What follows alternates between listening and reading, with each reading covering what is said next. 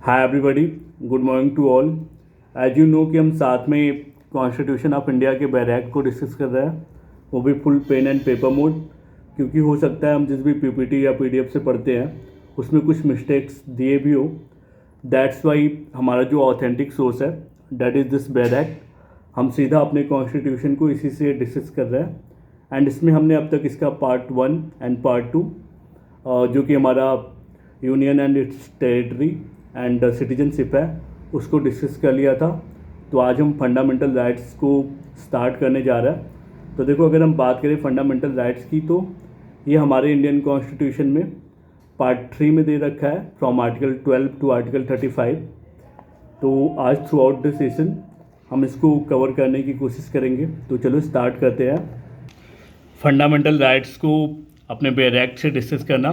तो देखो, as I told कि जो हमारा फंडामेंटल राइट्स है उसके रिगार्डिंग जो प्रोविज़न है हमारे इंडियन कॉन्स्टिट्यूशन में वो पार्ट 3 में दे रखा है, फ्रॉम आर्टिकल 12 टू आर्टिकल 35। तो थोड़ा सा हम फंडामेंटल राइट्स के बारे में जान लेते हैं। तो देखो, जो फंडामेंटल राइट्स होता है ना, फंडामेंटल राइट्स जो है वो एक बेसिक और इनएलिनिएबल राइट है। मतलब इनएलिनिएबल मतलब जिसको छीना ना जा सके, ठीक है, जो बिलोंग करता है हर ह्यूमन को by the virtue of being human, है ना। आप एक इंसान हो तो आपको फंडामेंटल राइट्स कुछ मिलेंगे जो आपसे छीने नहीं जा सकते, ठीक है। Which are essential for protection of human dignity, liberty and equality and other like development of individual के लिए, ठीक है। तो फंडामेंटल राइट्स क्या है? बेसिकली फंडामेंटल राइट एक बेसिक एंड इनएलिनिएबल राइट है जो हर इंसान को, वो इंसान है लाइक वो इस धरती पे पैदा हुआ है तो उसको by virtue of being human मिल जाता है, ठीक है। जो कि एसेंशियल होता है, क्यों? ताकि वो उसके ह्यूमन डिग्निटी को प्रोटेक्ट किया जा सके, लिबर्टी इक्वलिटी को प्रोटेक्ट किया जा सके, और ओवरऑल डेवलपमेंट के लिए भी फंडामेंटल राइट्स का बहुत ही ज़्यादा रोल होता है, ठीक है। तो देखो, अगर हम फंडामेंटल राइट्स की बात करें तो ये हमारा जो इंडियन कॉन्स्टिट्यूशन है इसने फंडामेंटल राइट्स को यूएसए के कॉन्स्टिट्यूशन से अडॉप्ट करा था, ठीक है। हमने यूएसए से अडॉप्ट किया था फंडामेंटल राइट्स को, और यूएसए ने बिल ऑफ राइट्स, मतलब यूएसए का जो बिल ऑफ राइट्स था उसे ही हमने फंडामेंटल राइट्स में इनकॉर्पोरेट किया, ठीक है। तो देखो, अगर हम फंडामेंटल राइट्स को देखें तो इसे हम मैग्ना कार्टा ऑफ इंडिया भी कहते हैं। फंडामेंटल राइट्स को और क्या कहा जाता है? मैग्ना कार्टा ऑफ इंडिया, ठीक है। तो अब देखो, सीधा हम अपने बैरक पे आते हैं। तो देखो, सप्रू की रिपोर्ट जो थी, है ना, सप्रू की रिपोर्ट जो थी 1945 की, उसने डिवाइड किया था कि जो फंडामेंटल राइट्स है वो जस्टिफिएबल नेचर का होगा कि नॉन जस्टिफिएबल नेचर का होगा। किसने बताया था? सप्रू की रिपोर्ट ने, जो कि 1945 में आई थी। तो देखो, अब सीधा हम पहुँचते हैं फंडामेंटल राइट्स पे। तो देखो, अगर हमने पहले ही बोला कि जो फंडामेंटल राइट्स है वो हमारे इंडियन कॉन्स्टिट्यूशन में आर्टिकल 12 से लेके आर्टिकल 35 तक इंसिडेंट है, ठीक है। तो सबसे पहले हम अपने आर्टिकल 12 को देखते हैं। तो आर्टिकल 12 आप जब देखोगे तो आर्टिकल 12 में आपको डेफिनेशन ऑफ स्टेट मिला है। स्टेट का क्या मतलब होता है? स्टेट का डायरेक्ट मतलब होता है in terms of polity government, है ना। गवर्नमेंट लाइक वाइडली देखो तो नेशन होता है, but nation belongs to government, ठीक है, and government belong to us, that's why the entire state belong to us, ठीक है। अब देखो, आर्टिकल 12 में आपको क्या देखने को मिल जाएगा? Definition of state. तो आर्टिकल 12 को डिफाइन करते हुए हमारे इंडिया कॉन्स्टिट्यूशन का बैरक क्या कहता है? इन this part unless the context otherwise requires, इस पार्ट में जब तक कॉन्टेक्स्ट खुद ये ना कहता हो, ठीक है, तब तक हम स्टेट का जो मतलब है, स्टेट जो है वो क्या इंक्लूड करेगा? Government and parliament of India, ये पहली चीज़ है ना। Government and parliament of India किस में आएगा? स्टेट में आएगा। And government and legislature of the state, government और लेजिस्लेचर ऑफ द स्टेट किस में आएगा? स्टेट में आएगा, स्टेट की डेफिनेशन में आएगा। All local or other authorities, वो सभी लोकल और अदर अथॉरिटीज़ भी स्टेट के डेफिनेशन में आएंगे। Within the territory of India are under the control of the government of India. That means कि इंडिया की टेरिटरी में, मान लो हमारे इंडिया की इतनी टेरिटरी है ना, तो इसमें जो स्टेट का डेफिनेशन है, स्टेट का क्या मतलब समझा जाएगा? स्टेट का मतलब समझा जाएगा कि government and parliament of India जो है वो स्टेट है, government and legislature of the state जो है वो स्टेट है, और लोकल और अदर अथॉरिटी, लोकल और अदर अथॉरिटी मतलब जैसे मान लो हमने पंचायत बनाया हो, ठीक है, लाइक एग्जीक्यूटिव मजिस्ट्रेट बनाया हो, तो ये सभी भी स्टेट के अंदर आएंगे ना। ऐसी लोकल अथॉरिटी जिनको हमारा लाइक पार्लियामेंट या स्टेट गवर्नमेंट एम्पावर करता हो कि उसे एज ए स्टेट कंसिडर किया जाएगा ड्यूरिंग दैट फेज, तो हम उसे क्या कहेंगे? वो भी हमारा स्टेट होगा, ठीक है। With in the territory of India under the control of government of India, मतलब ऐसी लोकल बॉडी हो, स्टेट बॉडी हो, ठीक है, गवर्नमेंट या पार्लियामेंट ऑफ इंडिया हो, गवर्नमेंट या लेजिस्लेचर ऑफ द स्टेट हो, ये सभी किसके कंट्रोल में? पहले तो ये सभी इंडिया की टेरिटरी में होने चाहिए, तब हम उसी को स्टेट समझेंगे।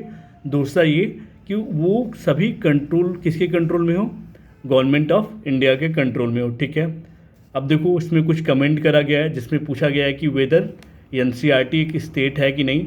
तो अगर आप देखो एनसीईआरटी का जो इस्टेब्लिशमेंट है वो 1 सितंबर 1961 को हुआ था, ठीक है। तो वेदर एनसीईआरटी स्टेट है क्या नहीं, इसको देखते हुए एनसीईआरटी के लिए क्या कहा गया है, तो देखो जो national council of educational research and training है, ये एक सोसाइटी है जो कि रजिस्टर्ड है अंदर society registration act, like all societies, ठीक है। लाइक ऑल एनसीईआरटी क्या है? एक सोसाइटी है जो कि रजिस्टर्ड है under societies registration act, like all societies. तो कुछ इंडिकेटिंग फैक्टर जिससे हम चेक कर सकते हैं कि कोई भी बॉडी जो है वो स्टेट है कि नहीं, वो क्या है? Power, function, finance, control of government, मतलब कोई ऐसी भी बॉडी है ना जिसको हमारे गवर्नमेंट ने एम्पावर किया हो और वो फंक्शन करती हो, फिनांसेस देता हो एंड वो कंट्रोल ऑफ गवर्नमेंट हो, उसको हम स्टेट कहेंगे, ठीक है।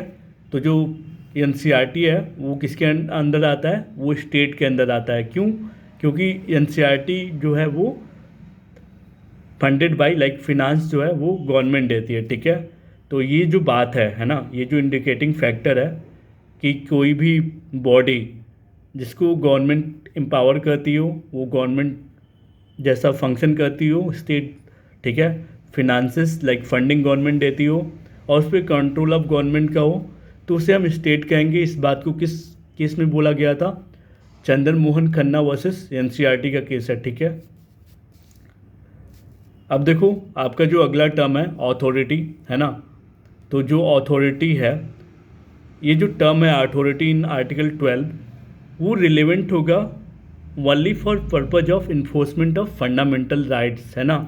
अथॉरिटी का जो टर्म है कि आप अथॉरिटी हो, मतलब जो स्टेट है, लाइक जो गवर्नमेंट ऑफ इंडिया है ना, वो किसी को अथॉरिटी बनाएगी तो वो किस पर्पज़ से बनाती है? For the enforcement of fundamental rights, ठीक है, अंडर आर्टिकल 32 के तहत। आर्टिकल 32 के तहत अथॉरिटी को बनाया जाता है, ठीक है।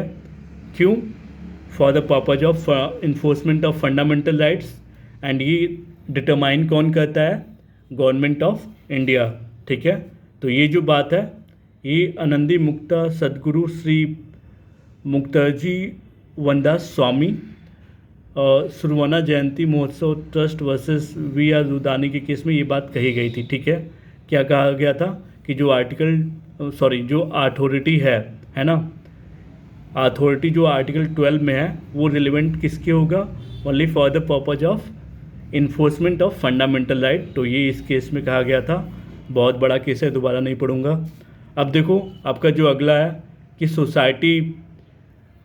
सोसाइटी कब एज ए स्टेट जैसा फंक्शन करती है। तो देखो society registered under societies act 1898 is an agency or instrumentality of the state, मतलब ऐसी सोसाइटी जो सोसाइटी रजिस्ट्रेशन एक्ट के तहत रजिस्टर्ड हो, तो वो सोसाइटी जो है वो इंस्ट्रूमेंटेलिटी ऑफ स्टेट होता है ना। इंस्ट्रूमेंटेलिटी ऑफ स्टेट का क्या मतलब है?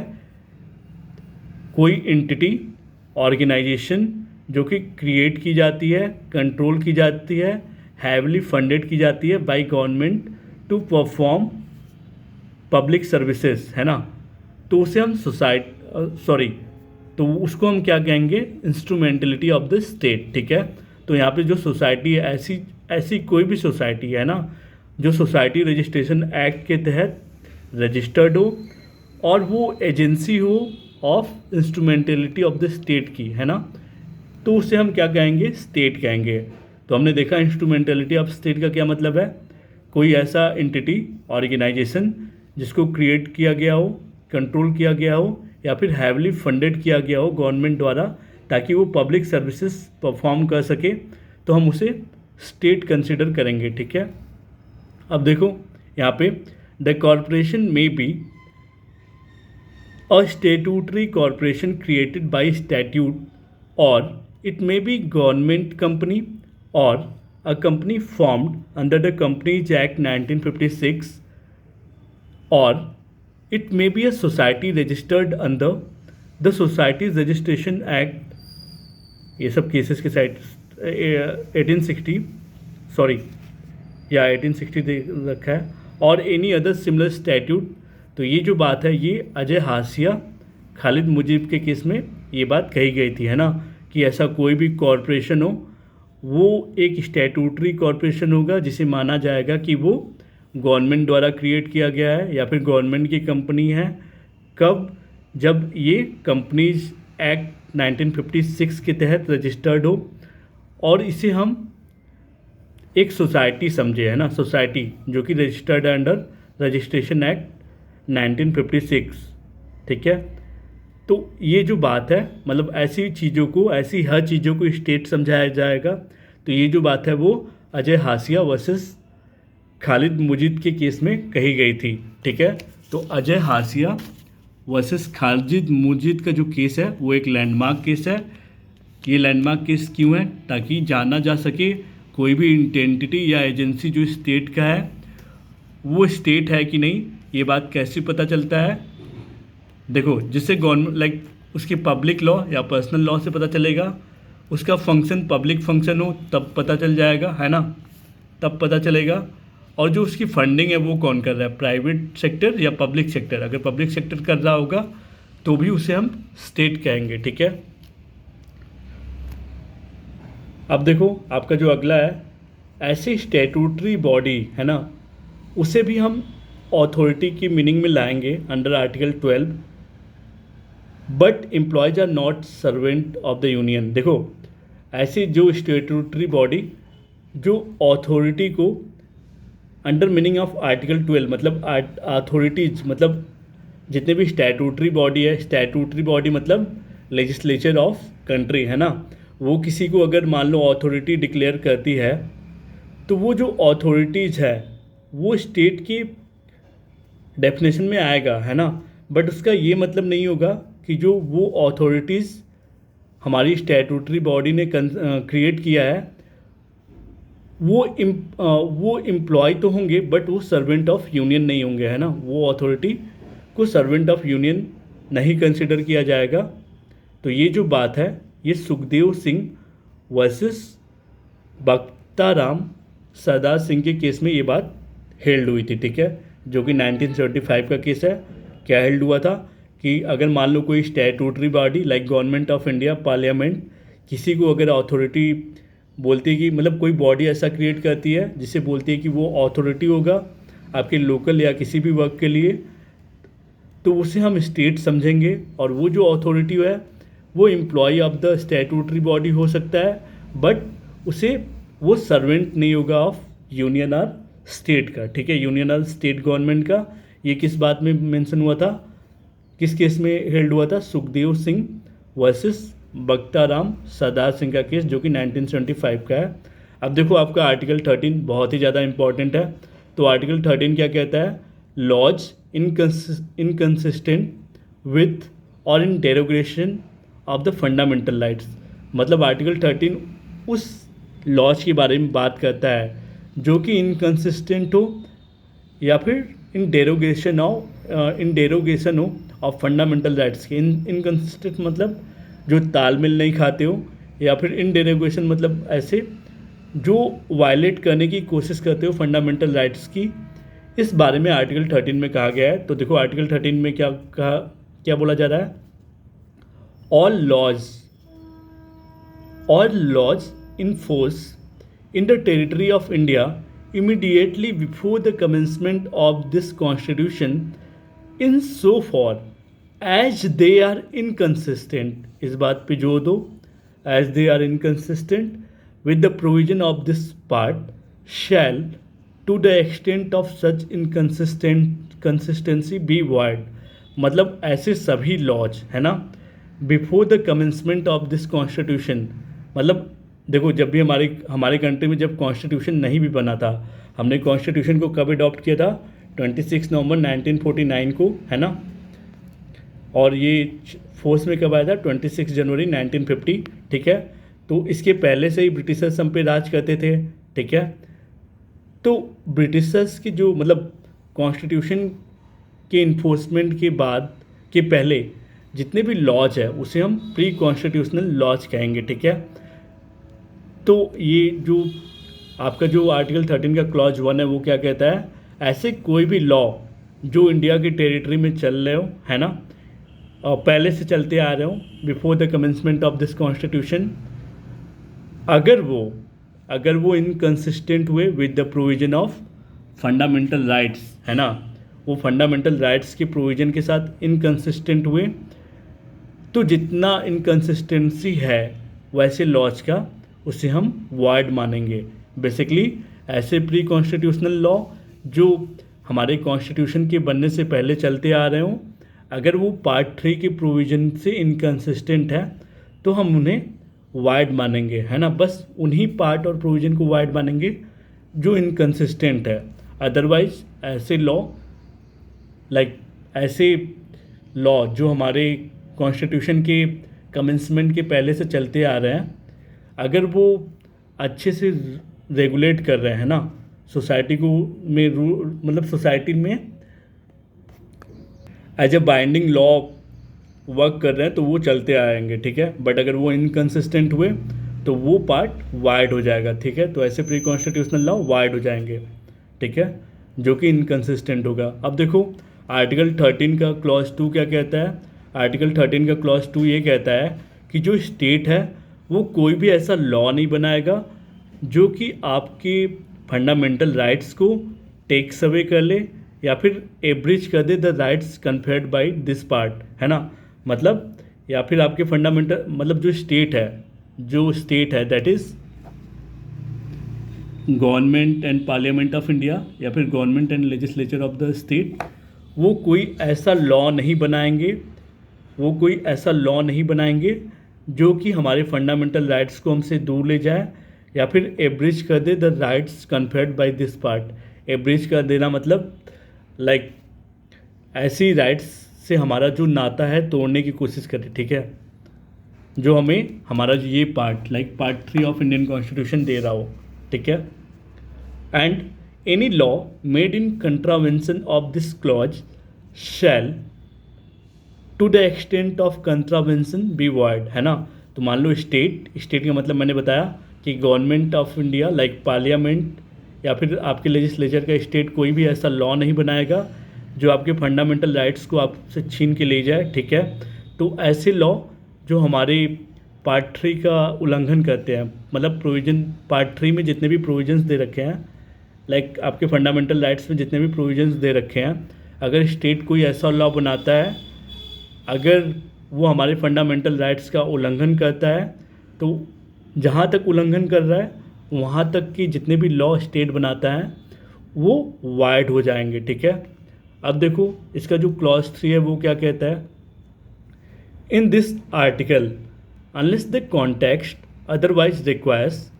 इस आर्टिकल में जब तक कॉन्टेक्स्ट खुद ये ना कहे, है ना, तब तक हम लॉ को मतलब जो भी मीनिंग दी गई हो उसे वैसे ही समझेंगे जैसा इसमें लिखा गया है, ठीक है। तो यहाँ पे लिखा गया है law includes any ordinance, order, by law, rule, regulation, notification, custom or uses having in the territory of India the force of law। ठीक है, अब देखो कोई ऐसा लॉ है ना, यहाँ पे जो आर्टिकल 13 का क्लॉज 3 है वो क्या डिफाइन कर रहा है। आर्टिकल 13 का क्लॉज 3 का सब क्लॉज ये कहता है लॉ का मतलब होगा कोई भी ऑर्डिनेंस, कोई भी ऑर्डर, कोई भी बाय लॉ, कोई भी रूल, कोई भी रेगुलेशन, कोई भी नोटिफिकेशन, कस्टम या यूजेज को भी इंक्लूड किया गया इसमें, जो हमारे इंडिया के टेरिटरी में फोर्स में हो। ठीक है, मतलब चलती आ रही हो। ठीक है, तो उसे हम लॉ कहेंगे। ठीक है, अब देखो आर्टिकल 13 के क्लॉज 3 के सब क्लॉज बी में क्या बताया गया है। लॉ इन फोर्स का क्या मतलब होगा। लॉ इन फोर्स का मतलब ये होगा कि वो लॉज जो पास्ट किए जाते हो, मतलब जो पास किया जाता हो या फिर बनाया जाता हो लेजिस्लेचर या कंपिटेंट अथॉरिटी द्वारा in territory of India before the commencement of this constitution and not previously repealed, notwithstanding that any such law और any part thereof may not be in the operation either at all or in particular case. तो देखो अभी हमने क्या देखा, law का क्या मतलब है। लॉ का मतलब है लॉ क्या इंक्लूड करेगा, कोई भी ordinance, order, by law, rule, regulation, notification, custom और usages having in the territory of India and the force of law. तो देखो यहाँ पे जितनी भी बातें मेंशन की गई हैं, है ना, कि ऑर्डिनेंस लॉ हो सकता है, ये सभी चीज़ें लॉ हो सकता है भले ही हमारा कॉन्स्टिट्यूशन अमल में आया हो या नहीं, उसे हमने एडॉप्ट किया हो या नहीं, तो ये सभी चीज़ें लॉ में आएगा, है ना। लॉ का मतलब ये नहीं है कि जो कॉन्स्टिट्यूशन में लिख दिया गया वही लॉ है। ठीक है, तो कोई भी ordinance, order, by law, rule, regulation, notification, custom या यूजेज लॉ हो सकता है। ठीक है, जो हमारे इंडिया के टेरिटरी में अमल में लाया गया हो। ठीक है, ऐसे ordinance, order, by law, rule, regulation जो इंडिया की टेरिटरी में अमल में लाए गए हों वो क्या होगा, वो उन्हें हम लॉ कहेंगे। ठीक है, तो लॉ इन फोर्स का मतलब यहाँ पे बताया गया है। आर्टिकल 13 का क्लॉज 3 का क्लॉज बी क्या बताया गया है, लॉ इन फोर्स का मतलब बताया गया है। लॉ इन फोर्स का मतलब क्या होगा कि कोई भी लॉ जो हमारा लेजिस्लेचर पास करती हो। ठीक है, मतलब लेजिस्लेचर कोई भी ऑर्डिनेंस ला रही है, रूल्स ला रही है, रेगुलेशन ला रही है। ठीक है, या फिर कोई भी अदर कॉम्पिटेंट अथॉरिटी ला रही हो in territory of India before the commencement of this constitution. देखो लॉ इन फोर्स का मतलब है कि कोई भी लॉ जो पास किया गया हो लेजिस्लेचर द्वारा या फिर कोई कॉम्पिटेंट अथॉरिटी द्वारा इन the territory of India, territory of India के लिए before the constitution of this constitution. तो इसका मतलब समझो हमारा जो इंडियन कॉन्स्टिट्यूशन है वो 1950 में आया, बट बहुत सारे हमारे जो एक्ट है लाइक इंडियन कॉन्ट्रैक्ट एक्ट, ये तो 1872 में आ गया था। ठीक है, इंडियन पेनल कोड 1860 में आ गया था। ठीक है, और मतलब हमारा जो CPC है वो छोड़ो, मतलब ऐसे सभी लॉ, ठीक है, ऐसे सभी लॉ को लॉ माना जाएगा भले ही वो कॉन्स्टिट्यूशन के बनने के पहले तैयार हुआ हो। बट अगर वो लॉ हमारे सोसाइटी में चलता आ रहा है तो उसे हम लॉ मानेंगे। ठीक है, उसे हम लॉ मानेंगे। तो यही बात बेसिकली यहाँ पे लिखा हुआ है। ठीक है, मतलब ऐसे कोई भी चीज़ before the commencement of this constitution. मैंने अभी बताया ना कि देखो कॉन्स्टिट्यूशन तो हमारा 1950 में बन के आया था, बट जो हमारे पेनल कोड है, इंडियन कॉन्ट्रैक्ट एक्ट है, ये सभी तो लॉ ही है ना, वो आज भी हम पे बाइंड होते हैं, वो आज भी अच्छे से रन कर रहे हैं ना। तो ऐसे सभी लॉ को हम लॉ इन फोर्स मानेंगे। ठीक है, तो यही बात आर्टिकल 13 का क्लॉज 3 का क्लॉज बी कहता है। अब देखो आर्टिकल 13 का क्लॉज 4 क्या कहता है, nothing in this article shall apply to any amendment of this constitution made under article 368। तो देखो आर्टिकल 13 क्लॉज 4 में जो कुछ भी बातें कही गई है ना, उसका amendment of the Indian constitution जो कि आर्टिकल 368 द्वारा बनाया जाएगा, उस पर वो बाइंड नहीं होगा। ठीक है, आर्टिकल 368 कौन से पार्ट में दे रखा है, part 20 of the Indian constitution. तो देखो यहाँ पे यही बात कही गई है कि मान लो अगर कॉन्स्टिट्यूशनल अमेंडमेंट पार्लियामेंट पास करती है अंडर आर्टिकल 368, तो वो आर्टिकल 13 के सभी प्रोविजन से एग्जेम्प्ट होगा, है ना, from general rules of article 13। ठीक है, तो आर्टिकल 13 की जितने भी जनरल रूल्स हैं, मतलब आर्टिकल 368 को एग्जेम्पशन है ना, कि वो आर्टिकल 13 को ना देखते हुए भी कोई भी लॉ बना सकता है। ठीक है, तो यहाँ पे देखो जो ये वाला जो प्रोविज़न है कि nothing in this part shall apply to any constitutional amendment of the constitution made under article 368, ये किस अमेंडमेंट के तहत ऐड किया गया था? By 24th amendment act. ठीक है, 24th अमेंडमेंट एक्ट हुआ कब था? 1971 में। ठीक है, अब देखो यहाँ पे जो एक्सप्रेशन लॉ है उसका क्या मतलब है, आगे हमारा दे रखा है। तो जो एक्सप्रेशन लॉ है इन आर्टिकल 13 क्लॉज 2, उसका ये मतलब नहीं होगा कि कॉन्स्टिट्यूशनल लॉ। ठीक है, ये बात हमने IC Golaknath versus state of Punjab के केस में कहा था। तो आर्टिकल 13 क्लॉज 2 क्या कहता है? स्टेट ऐसा कोई भी लॉ नहीं बनाएगा जो हमारे फंडामेंटल राइट्स के प्रोविज़न को टेक्स अवे कर दे या एब्रिज कर दे। हमने आर्टिकल 13 क्लॉज 2 में यही पढ़ा, है ना। आर्टिकल 13 क्लॉज 2 क्या कहता है? स्टेट जो है वो कोई भी ऐसा लॉ नहीं बनाएगा जो टेक अवे करे या एब्रिज करे फंडामेंटल राइट्स को, है ना, या फिर ऐसे लॉ का उल्लंघन करे जो इस प्रोविज़न में दे रखे हैं, तो ऐसे लॉ वाइड हो जाएंगे।